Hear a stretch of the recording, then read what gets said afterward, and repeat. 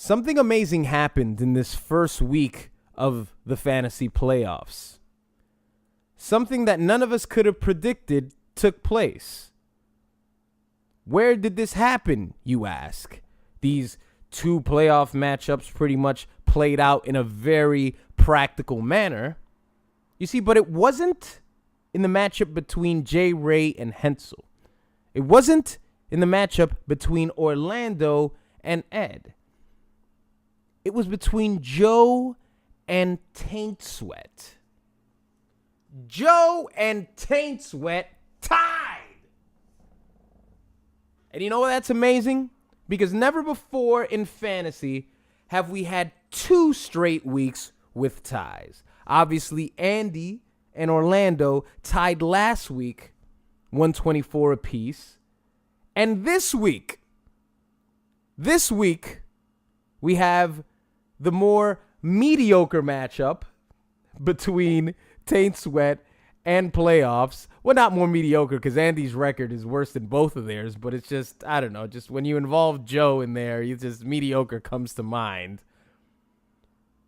Who both lose, well, they both tie by exactly half the amount that Andy and Orlando tied at 62. So that's very amazing, because we barely have ties, and now we have 2 straight weeks with ties. What does this mean? Does this mean that the next week of the fantasy playoffs will involve a tie between one of the final 4 teams? Well, if that does happen, I feel very bad for my opponent, because I will not lose in the event of a tie. This is your round 1 fantasy recap, and this will be the recap with the least amount of structure. This will be the shortest one, because I am tired as shit, and I've got a few things to do tomorrow, so I don't have any notes in front of me. This isn't really about the papers. This is about me randomly reading the papers, I guess, in this case. I was wrong on both of my picks, okay? Jay defied me, and so did Ed. Jay beat Hensel 108-73, and Ed beat Orlando 114-80.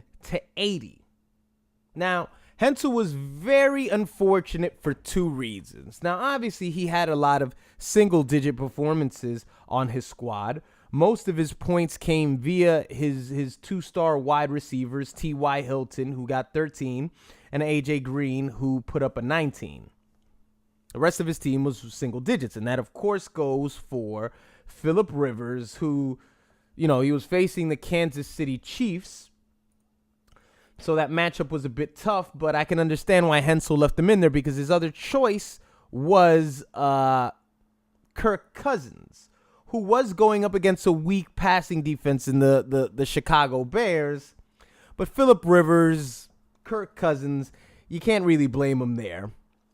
But Hensel lost nonetheless. And, of course, there was the injury to Thomas Rawls, which was very unfortunate. So those 2 positions right there, Thomas Rawls and Phillip Rivers, is really where Hensel lost the game. I mean, I guess you could say mathematically in all areas, of course, you could add some points, and that's where he lost it. And the injury to Greg Olsen also didn't help. I think Greg Olsen got hurt maybe 3rd quarter or something like that. Maybe he could have got a few more points as well. And J. Ray got a great performance out of Odell Beckham Jr. He got 12 points from his kicker, which never hurts. He got shit from Latavius Murray. He got a 20 from Carson Palmer, and he had a good pickup right before the 1 o'clock games with Tim Hightower, who got him 15. So J. Ray moves on to the 2nd round. And now Ed goes up against Orlando. Orlando's team, well, his wide receiver core, did the exact opposite that Hensel's did. Single digits all across the board. Orlando decided to put Danny Amendola in his wide receiver running back slot. Danny Amendola got 4. Julio Jones put up a solid 8 points. And Martavius Bryant got a 4. I mean, if your wide receiver core doesn't amass 20 points, you're in the shitter. I mean, especially when you're not gonna get number one running back numbers from either Doug Martin or David Johnson, whose fucking mother doesn't even know he's in the NFL. Solid 14 points from the Kansas City defense, who held Phillip Rivers to just an 8. But it wasn't enough to beat Ed, who got a solid output from his 2 running backs. He got a 26 from Todd Gurley, who, you know, he's back. Todd Gurley's back. Or is he? He got a 20 from D'Angelo Williams and 22 points from Cam Newton. So Ed defies my wishes, and he picks up the W. Now, as I said, this is going to be the quickest. I'm going to run through this as excited as I am to be a part of this Final Four. To be a part of the Final Four teams in this fantasy league. I against J Ray and Dro against Ed. I'll get to Dro and Ed. And obviously, there's no point in me making a prediction of whether I think I will beat J Ray. There's no point in that, so I'll just talk shit. Dro against Ed. I think that Dro made a very wise decision by picking up Tyrod Taylor, because there's no way that Joe could have respected himself the following Monday morning by starting Eli Manning against the Carolina Panthers. That's way too much of a risk. Of course, there's always a chance that the New York Giants, you know, they always seem to perform so well against competition that's just so much better than they are on paper and on the field. So they can exceed all expectations and probably be the first team to beat the Panthers, but that doesn't necessarily ensure that Eli Manning's going to score 30 fucking points. You know what I'm saying? That could be 12, and I don't know. They do it with their defense. But nonetheless, Dro made a very good move by picking up Tyrod Taylor just before the week had started. But he needs to see something from Devontae Freeman.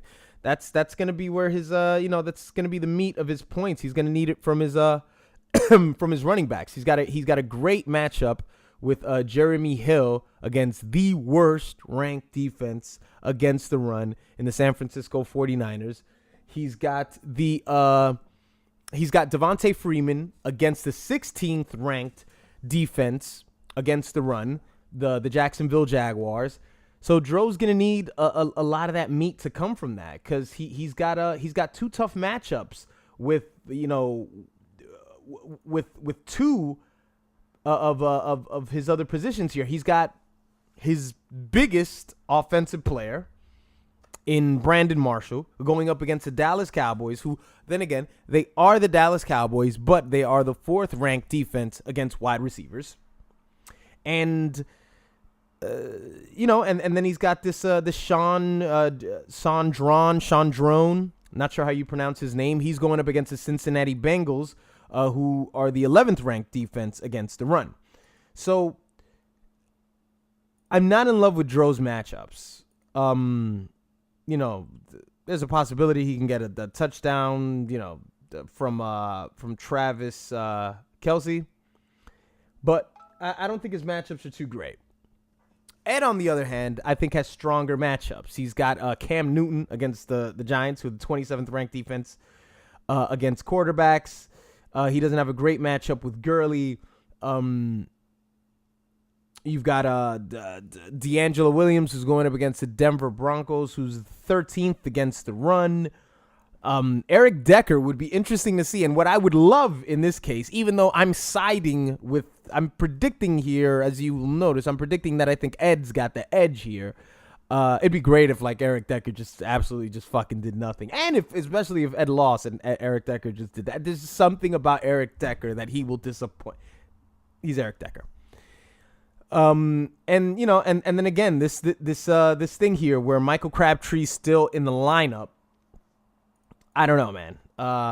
You keep doing this at your own risk, guy, but I don't know. It's just Michael Crabtree is just, he's comparable to Anquan Boldin. You know what I'm saying? And notice white announcers on ESPN. I said Anquan. Why? Because that's his fucking name. It's not Antoine.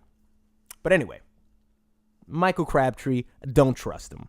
Of course, fucking Gronk against the Tennessee Titans. I feel sorry for the Titans. I feel sorry for their mothers. I feel sorry for everything. Got a lot of opportunity for turnovers with Philly up against his defense in the Cardinals. So I think that Ed is going to come out on top there. And, I think Ed's going to advance into the championship. And, but though I wouldn't be surprised if Dro won, but there's something about Dro's matchups that they scare me. I would have to think. Right now I'm looking at Dro's bench. Okay, that's something that I didn't account for. Okay, Dro's got to make these changes. See, this changes everything completely. Once Dro makes these changes, I am looking at, he's got Larry Fitzgerald here against the Philadelphia Eagles. Sunday night, Dro's got to start him. He has to, and I'm imagining he'll probably take out this Sean, whatever the fuck his last name is, and he's got, let's see who else he's got here, and he's got Eddie Lacy. Eddie Lacy up against the Oakland Raiders, who are the 17th ranked defense against the run.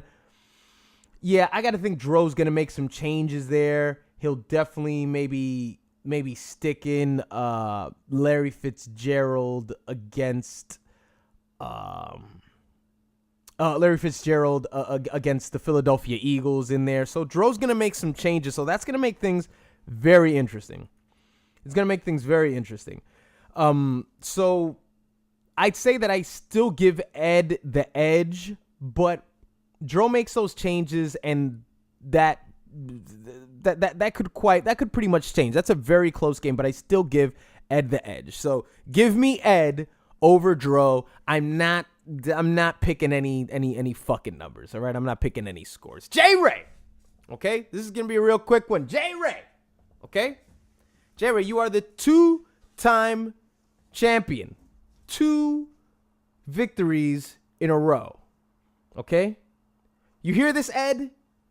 I'm talking to a worthy opponent, all right? I'm speaking to a worthy opponent, and we are meeting on the battleground once again, okay? So if I always dismiss you, Ed, it's because you're not a worthy opponent. You are an opportunistic opponent who could present the challenge, but you are not worthy, sir. You know, what you are is basically it's that kid from The Wire. The kid from The Wire that ends up killing Omar in the grocery store. Omar's got his back turned, then the kid shoots Omar, and that's how Omar dies. The kid kills Omar, but he's not worthy. Okay? I'm speaking to a worthy opponent here. J-Ray, we meet again. Okay? Now, I want to say something to you. I know that on paper, you know that you are the underdog. Though your team is projected to score more, my team obviously has a higher ceiling just based on what we've done all season. Now, let me tell you something. This is the very first time that I can say that if I don't end up being the victor, I'm going to be pissed. I've never been mad at losing to you. I've never been mad at losing to you because I've always felt that you put enough time and you put enough care into your team, okay? You put enough time and care into your team. I believe that you put time and care into your team. I believe the commish does. I believe Dro does. I believe you guys care about your teams, though Dro tries to act like he doesn't give a shit, but he does. He cares to some extent. So I don't mind losing to you, but I would mind losing to you this time, and I'll tell you why. You don't deserve it. You don't deserve to beat my team this year. My team is 10-3. My team has exceeded anything that your team is capable of doing over the course of this whole fantasy season. I whipped your ass earlier this season by a huge margin. Okay? Your team doesn't deserve to be here. You should have lost to Hensel. But, you got a few injuries in there. We understand that. But this is the first time that if I do lose to you, which I'm pretty confident that I will not, I'm very confident from this point on that I am dealing with 3 other teams that I can beat quite easily. You do not deserve this. Now, what I think you should do is bench all your players just to be nice. Okay? just to be nice. No, I'm just fucking with you. Won't even be necessary. You see, this cannot happen. You cannot be the victor for 3 straight years. So there's a natural order that has to happen here. There's a pendulum that has to swing here, and a balance that we have to keep. It's not going to happen, is what I'm trying to tell you. Your team does not deserve to win. Latavius Murray fucking sucks. Des Bryant is having a mediocre season. Alshon Jeffrey is just finally scored double digits for you last week and is up against a pretty tough defense. All right, maybe you'll get a touchdown out of Antonio Gates. Yeah, all right, whatever. Go nuts, kid. Go nuts. And Odell Beckham Jr. can probably have another ODB performance. But guess what? You see my guy over there on the other side? If you look at the matchup, you see my guy on the side there? You see, his name is DeAndre Hopkins. I believe that DeAndre Hopkins is capable of matching whatever the hell it is that Odell Beckham Jr. brings to the table. And if he doesn't, I got another guy. You look up higher on the squad. You see that Sammy Watkins? If I had time to look into the stats right now, I think we could easily say that over the last month, Sammy Watkins has been the most productive wide receiver in this league. Maybe not the most productive, but definitely right there with Odell Beckham Jr. And for the better part of this season, DeAndre Hopkins has been the number 1 receiver. So, what I'm communicating to you is that your only threat is posed in the wide receiver realm. Who the fuck am I, Elmer Fudd? In the wide receiver realm. All right? Alshon Jeffrey, Des Bryant, and Odell Beckham Jr. Those guys don't perform for you, you get nothing. Okay? Because right now you're facing Bundy. And you're going to need all the ammunition that you've got, sir. All right? Go fuck yourself.